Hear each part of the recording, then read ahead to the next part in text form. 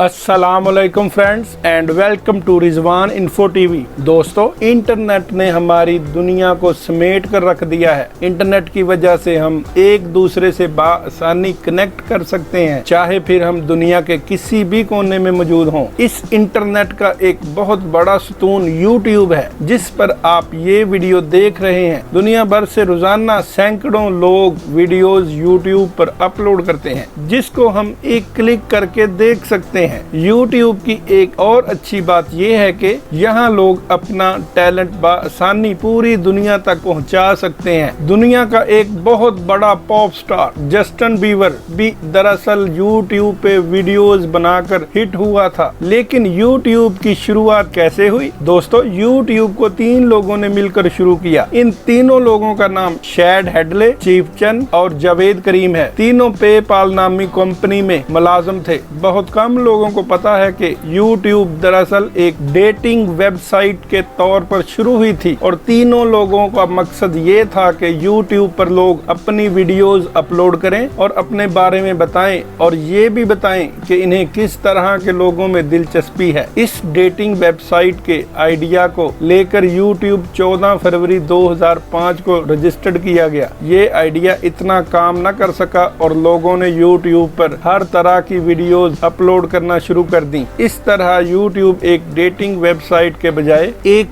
Video sharing website बन गई। दोस्तों, YouTube की पहली वीडियो 23 अप्रैल 2005 को जावेद करीम ने अपलोड की थी। इस वीडियो में जावेद करीम एक जू में मौजूद था और इसके पीछे हाथी खड़े हुए थे। दोस्तों, YouTube की पहली वीडियो जो कि वायरल हुई थी और जिस पर 10 लाख व्यूज आए थे, वो नाइकी का एक इश्तिहार था, जिसमें मशहूर फुटबॉलर रोनाल्डिनियो भी थे। ये शायद नाइकी और रोनाल्डिनियो की वजह से था कि इस वीडियो पर सितंबर 2005 में 10 लाख व्यूज आ गए और इस तरह YouTube लोगों में मशहूर होना शुरू हो गया।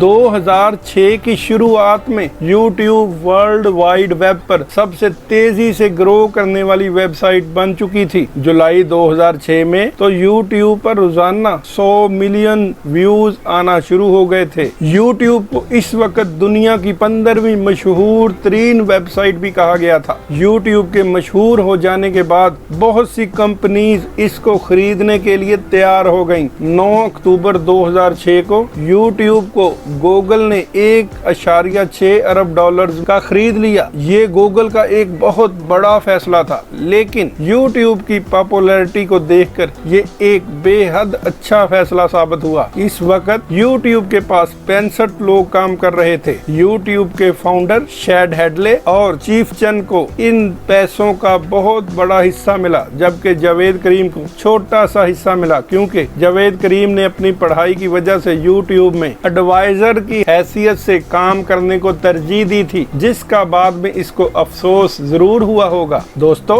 दिसंबर 2012 में YouTube पर एक वीडियो ने पहली बार 1 अरब व्यूज हासिल किए और इसके बाद से YouTube दुनिया की सबसे बड़ी वीडियो शेयरिंग वेबसाइट बन गई। इस वक्त YouTube का हेडक्वार्टर अमेरिकी रियासत कैलिफोर्निया में है। YouTube का सबसे बड़ा चैनल PewDiePie है। इस चैनल को फ्लेक्स एडवर्ड चलाता है, जिसका ताल्लुक स्वीडन से है। इस चैनल पर 6 करोड़ सब्सक्राइबर्स मौजूद हैं। दोस्तों, YouTube की सबसे अच्छी बात यह है कि ये वेबसाइट हम सबको बराबरी का मौका देती है।